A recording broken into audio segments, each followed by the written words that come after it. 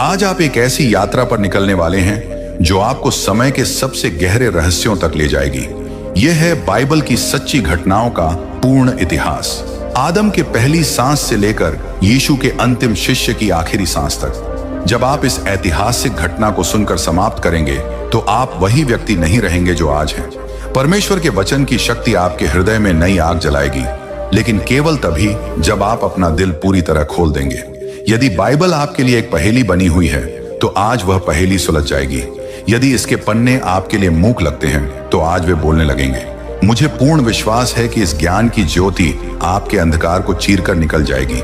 सब कुछ की शुरुआत से पहले हुई थी, उस अनंत मौन में जहां समय का कोई अर्थ नहीं था, जहां स्थान की कोई सीमा नहीं थी, केवल एक सत्य विराजमान था। परमेश्वर जो कभी जन्मे नहीं, कभी मरे नहीं। वे अनादि हैं, यानी उनकी कोई शुरुआत नहीं थी। वे अनंत हैं, यानी उनका कोई अंत नहीं होगा। वे सृष्टि के स्वामी हैं, लेकिन स्वयं किसी के द्वारा सृजित नहीं। उनका अस्तित्व स्वयं में पूर्ण है। अनंतता केवल उनका विशेष गुण है। फिर एक दिन, जिसे हम समय का पहला दिन कह सकते हैं, परमेश्वर ने अपनी सर्वशक्तिमान आवाज उठाई। उनके मुंह से निकले 3 शब्द ने ब्रह्मांड की नींव हिला दी। उजियाला हो, और अंधकार के सीने को चीरता हुआ प्रकाश फूट पड़ा। यह केवल प्रकाश नहीं था, यह परमेश्वर की महिमा का प्रतिबिंब था।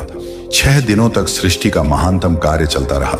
आकाश अपनी नीली चादर ओढ़कर फैला, धरती अपने हरे भरे वस्त्र पहनकर सुशोभित हुई, समुद्र अपनी लहरों के साथ नाचने लगे, सूर्य, चांद और तारे अपनी अपनी जगह पर जगमगाने लगे। पेड़ पौधे, पशु पक्षी, सब कुछ परमेश्वर के वचन की शक्ति से अस्तित्व में आया। लेकिन 6वां दिन वह दिन था जब परमेश्वर ने अपना सबसे अनमोल रत्न तैयार किया, यानी इंसान। धरती की मिट्टी को अपने हाथों में लेकर प्रेम से उसे गढ़ा, फिर अपनी नाक से जीवन की सांस फूंकी और आदम, पहला मनुष्य, जीवित हो उठा।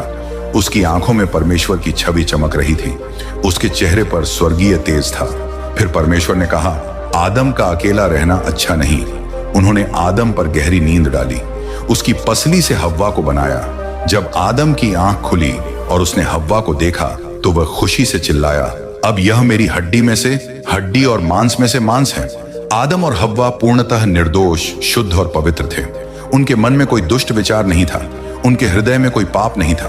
वे परमेश्वर के साथ प्रतिदिन बातचीत करते थे। स्वर्ग की शांति धरती पर उतर आई थी। वे अदन की वाटिका में आनंद से रहते थे और परमेश्वर की सृष्टि की देखभाल करते थे। लेकिन एक दिन एक काला साया उस स्वर्गीय वाटिका में प्रवेश कर गया। शैतान, वह जो कभी परमेश्वर का सबसे सुंदर स्वर्गदूत था, जो अब अहंकार और विद्रोह के कारण स्वर्ग से निकाला जा चुका था। उसने सर्प का रूप धारण किया और उस पवित्र स्थान में घुस आया। उसकी आंखों में बदले की आग थी। उसके मन में एक योजना थी, परमेश्वर की सबसे प्रिय सृष्टि को भ्रष्ट करना। वह हव्वा के पास आया और अपनी चिकनी चुपड़ी बातों से उसे फुसलाने लगा। क्या परमेश्वर ने सच में कहा है कि तुम वाटिका के किसी पेड़ का फल नहीं खा सकते? हव्वा ने उत्तर दिया, हम सभी पेड़ों का फल खा सकते हैं, केवल बीच वाले पेड़ का नहीं। परमेश्वर ने कहा है कि जिस दिन हम उसे खाएंगे उसी दिन मर जाएंगे। तब शैतान ने अपना सबसे घातक झूठ बोला, तुम निश्चय नहीं मरोगे। परमेश्वर जानता है कि जिस दिन तुम इसे खाओगे तुम्हारी आंखें खुल जाएंगी और तुम परमेश्वर के समान हो जाओगे। एक फल, एक झूठ, एक चुनाव, और मानवता का महान पतन हो गया। हव्वा ने फल लेकर खाया और अपने पति को भी दिया। जैसे ही उन्होंने खाया, सब कुछ बदल गया। निर्दोषता खो गई, पवित्रता नष्ट हो गई, डर, शर्म, अपराध बोध, ये सब पहली बार उनके दिल में घुसे। जब परमेश्वर वाटिका में आए तो आदम और हव्वा छुप गए। पहली बार वे अपने सृष्टिकर्ता से डर रहे थे। जब परमेश्वर ने पूछा कि क्या हुआ है, तो आदम ने हव्वा को दोष दिया, हव्वा ने सर्प को। इस प्रकार पाप ने अपनी विषैली जड़ें जमा ली। मृत्यु ने पृथ्वी पर अपना शासन स्थापित किया। स्वर्ग के द्वार बंद हो गए, लेकिन परमेश्वर के प्रेम में एक आशा छिपी थी। उन्होंने सर्प से कहा, स्त्री का वंश तेरे सिर को कुचल देगा। यह था मसीहा की पहली भविष्यवाणी। आदम और हव्वा के 2 पुत्र हुए, कैन और हाबिल। कैन किसान था, हाबिल चरवाहा। दोनों ने परमेश्वर को भेंट चढ़ाई। हाबिल ने अपने मेमनों में से सबसे अच्छा चुना और विश्वास के साथ चढ़ाया। कैन ने अपनी फसल में से लाकर दिया, लेकिन उसका दिल सही नहीं था।